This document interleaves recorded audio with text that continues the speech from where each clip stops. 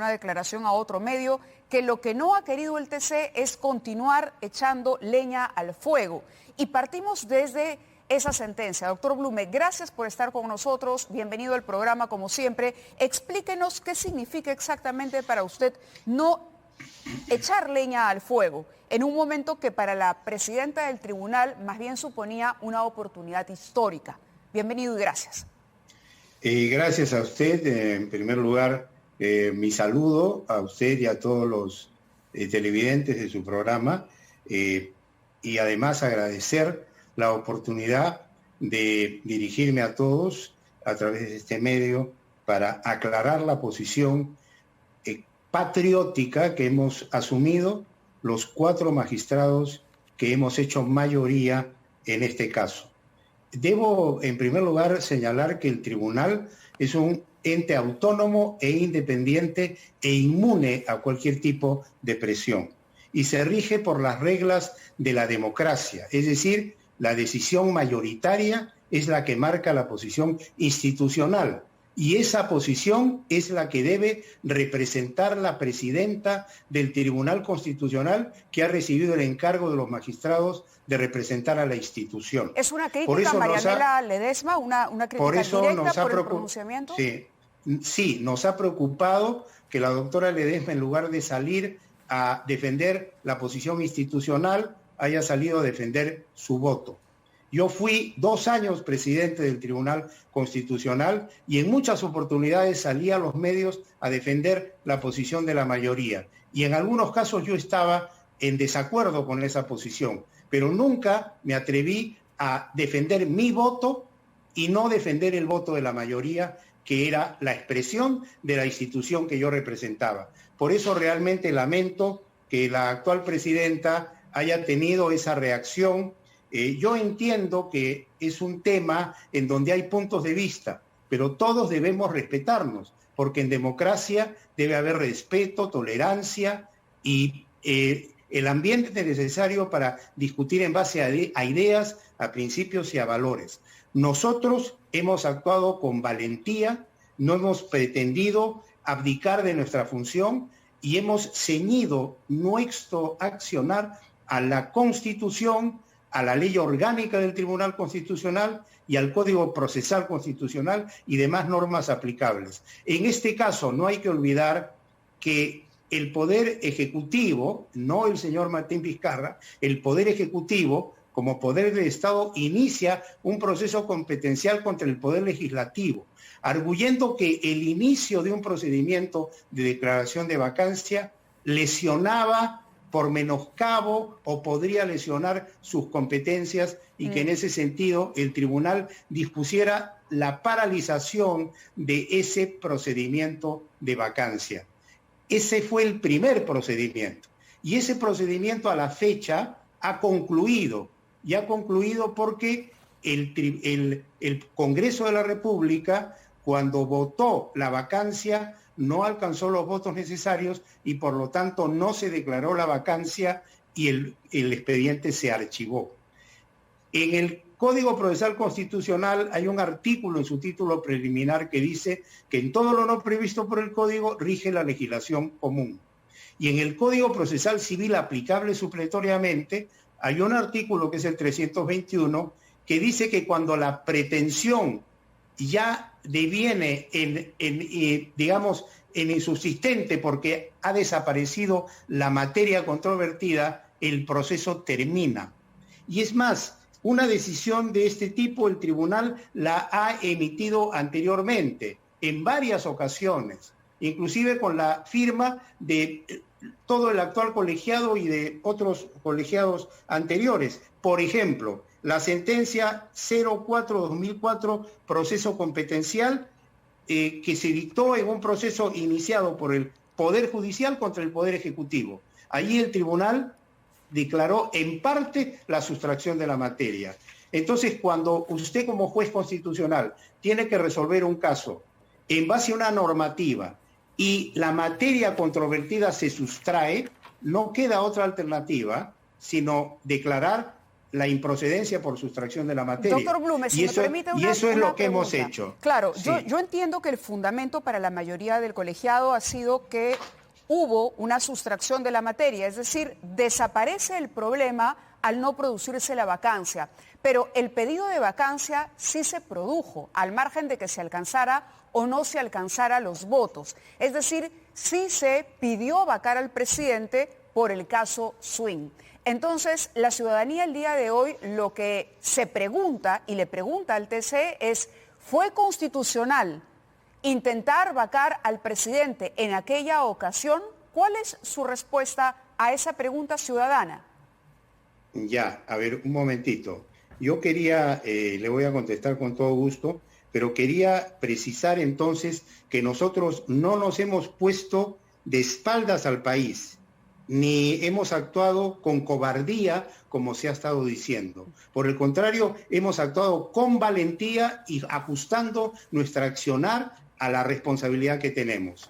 Más allá de cualquier reacción favorable que pueda haber en los sectores de la población. Pero nosotros somos jueces constitucionales y actuamos en el marco de la Constitución y de la ley. Y eso tiene que entenderse en un país civilizado y democrático. Ahora bien, para nosotros el proceso concluyó porque tenga usted en cuenta lo siguiente: el tribunal no es un ente que absuelve consultas, ni tampoco es una organización que actúa de oficio y de mutuo propio, digamos. El tribunal se pronuncia a raíz de un procedimiento iniciado ante él y con motivo de ese procedimiento. Y en este caso se inició un proceso competencial relacionado con la primera vacancia. Sí. Y esa primera vacancia ha concluido en su trámite con el archivamiento. Entonces, no hay materia de pronunciamiento. Claro, pero por lo tanto no teníamos otra alternativa. El archivamiento se produce porque no se llega a los votos. Por eso le reitero una pregunta desde la ignorancia de un ciudadano que lo que quiere es entender qué pasó y si se hizo bien o se hizo mal. ¿Había mérito para que el Congreso pidiera la vacancia del presidente por el caso Swing, restringiéndonos simplemente al primer pedido de vacancia, ¿no? Que fue por ese caso? Bueno, ¿Era correcto que el Congreso hiciera uso de esta prerrogativa constitucional por ese caso? ¿Estaba enmarcado dentro de lo que podía o no podía hacer el Congreso, sí o no? Mire, el tribunal no se ha pronunciado expresamente sobre ese tópico porque precisamente se ha sustraído la materia. Si usted me pregunta a mí como un magistrado, sí, sin expresar más allá que mi opinión personal y académica, yo diría que ese accionar fue enmarcado dentro de la Constitución, porque la Constitución habilita al Congreso de la República a utilizar la causal de permanente incapacidad moral frente a ciertos casos. Y el tribunal inició un procedimiento en uso de sus competencias. Desde mi punto de vista, la instauración por parte del Ejecutivo de ese proceso competencial creó un problema y lo agrandó, cuando lo lógico era esperar que ese procedimiento de vacancia concluyera. Pero acá el Poder Ejecutivo se adelantó y dijo, no, este inicio va a implicar un mal uso de tal causal y promovió un proceso competencial. Aquí hay que tener una cosa muy en cuenta y yo la voy a decir con toda claridad. Nosotros no podemos permitir en el Tribunal Constitucional que se utilice a la institución por diversas instituciones, o sea, se utiliza al tribunal para utilizarlo de pretexto, si valga la redundancia, frente a conflictos entre los actores sociales. Nosotros debemos estar sobre la coyuntura. Somos el máximo tribunal de la justicia constitucional. Y aquí esto debe quedar muy en claro. Este tribunal es autónomo, es independiente, es inmune a las presiones y, por lo tanto, expresa la decisión mayoritaria de sus magistrados. Para nosotros no correspondía proseguir con este proceso. Yo le aclaro lo siguiente: el segundo proceso de vacancia no ha sido materia controvertida ante el tribunal. No lo ha visto ni lo ha analizado, mire, tampoco. Así es. Y en el tema relacionado, la ponencia de la doctora Ledesma sí involucró el segundo proceso desde nuestro punto de vista cuando no correspondía. Pero el procurador del Ejecutivo me parece lo había solicitado. Mira, las partes pueden pedir muchas cosas, pero que sea procedente es otra. Es decir, cada proceso es independiente uno de otro. Pero usted no diría, solamente... o yo podría concluir a partir de lo que usted dice, que su sensación es que Martín Vizcarra intentó utilizar políticamente al TC cuando se plantea la vacancia en su contra por el caso Swin. Daría esa impresión, porque no tenía por qué promoverse ese proceso. Y se lo digo porque esa fue mi posición desde que se presentó la demanda. Yo en lo particular hice un voto singular declarando improcedente la demanda, porque no se daban los supuestos para la instauración de un proceso competencial. Y entonces acá lo que está ocurriendo es que se utiliza el Tribunal Constitucional como un elemento que se incluye dentro de los conflictos entre instituciones y poderes del Estado para luego tener como argumento de que eso está ante el Tribunal Constitucional. Y se crea una imagen distorsionada. De otro lado, hablando ya del tema de la incapacidad moral permanente, hay dos tesis, dos posiciones. Sí. Una de que la incapacidad moral permanente se refiere a actos de tal gravedad que agravian la dignidad de la magistratura presidencial. No olvidemos que el presidente es el más alto signatario de la nación, personifica a la nación, es el jefe supremo de las Fuerzas Armadas y de la Policía Nacional y es el representante del Perú y tiene la confianza de todos los peruanos. Y ese presidente debe tener una conducta ejemplar, intachable. Claro, pero ahí entramos a un plano subjetivo, porque pero justamente le estoy explicando. La Constitución histórica, desde la Constitución de 1939 en adelante, todas las constituciones han consagrado la vacancia por incapacidad moral permanente. Y es una cláusula abierta, es decir, usted no puede, desde mi punto de vista, acotar las causales, porque depende de cada situación.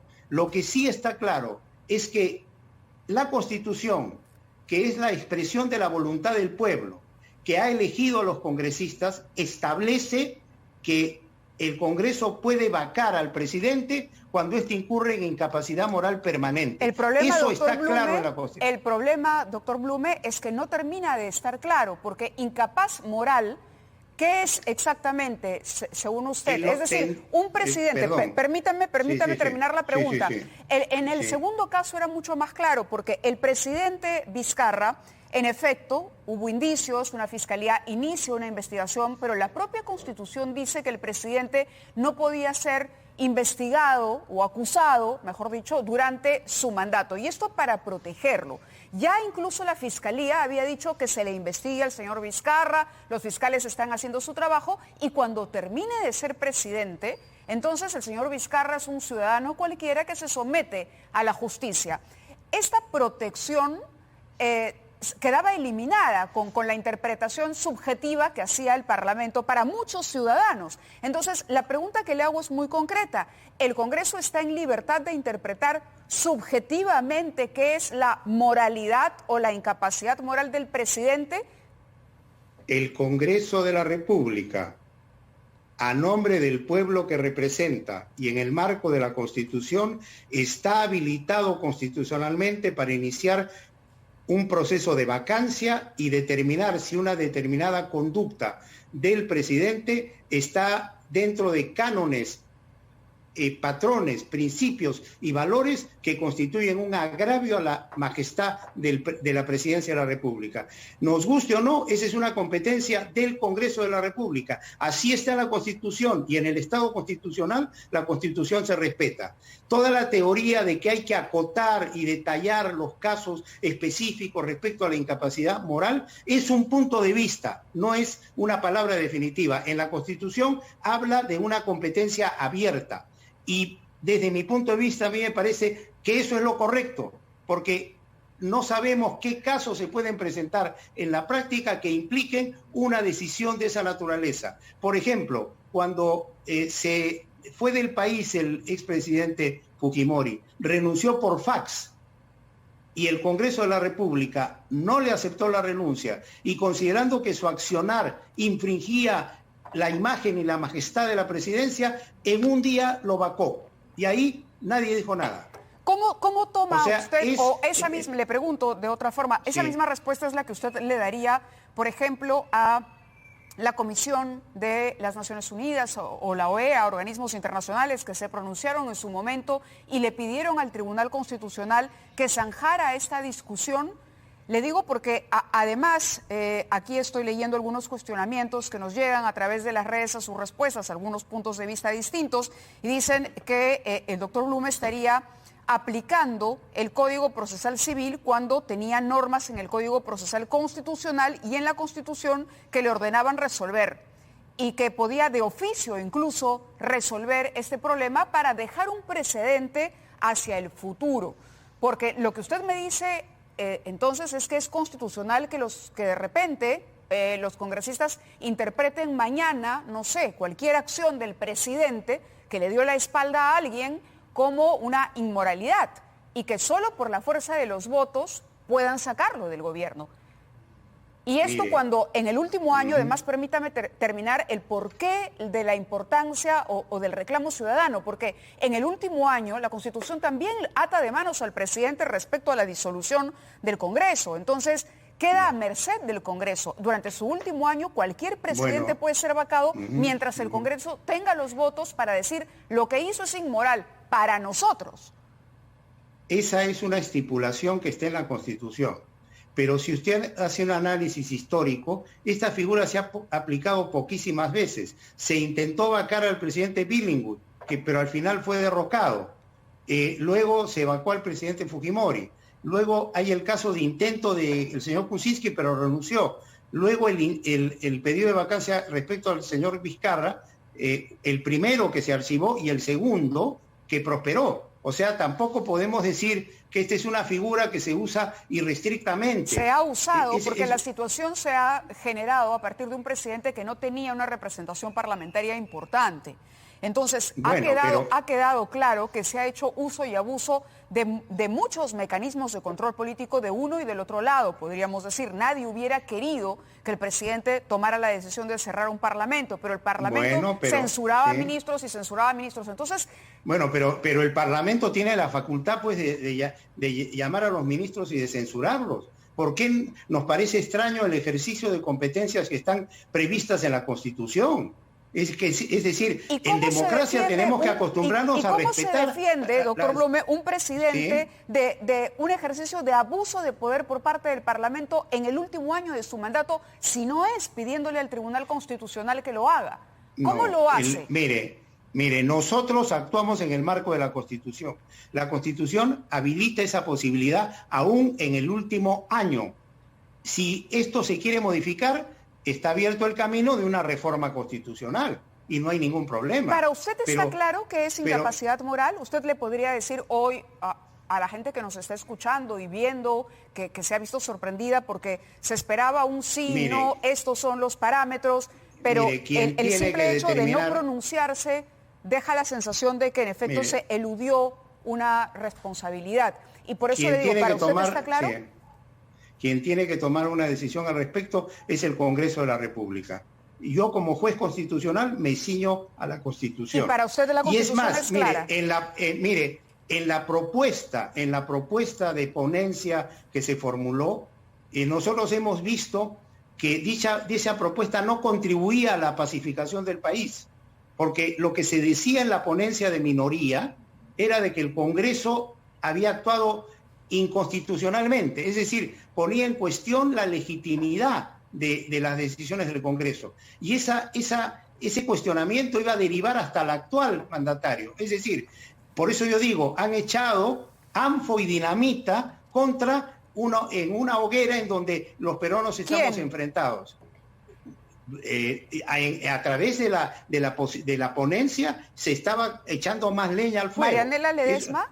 Yo no personifico, simplemente pero la ponencia era suya. La tesis. La ponencia era suya. Ya, pero yo no discuto respecto a personas, sino a planteamientos. La tesis contenida en la ponencia no estabilizaba el país, lo iba a caldear más, porque era poner en cuestión la vacancia, la sucesión al señor Merino y la sucesión al señor Sagasti. ¿Y eso es lo que queremos los peruanos en este momento tan difícil? A mí no me parece. ¿No siente que ha hecho oídos sordos el tribunal a un reclamo de la ciudadanía que esperaba se clarificara? Insisto con esto porque es importante. Usted me dice que para usted está claro, pero para los ciudadanos en su mayoría, si usted pregunta, la verdad es que no está claro. Y aquí lo que hubo es que pareciera, y todo indica que las cosas son así, que el Congreso abusó de este mecanismo porque tenía el poder de los votos. ¿El doctor Blume sigue ahí? Colgó.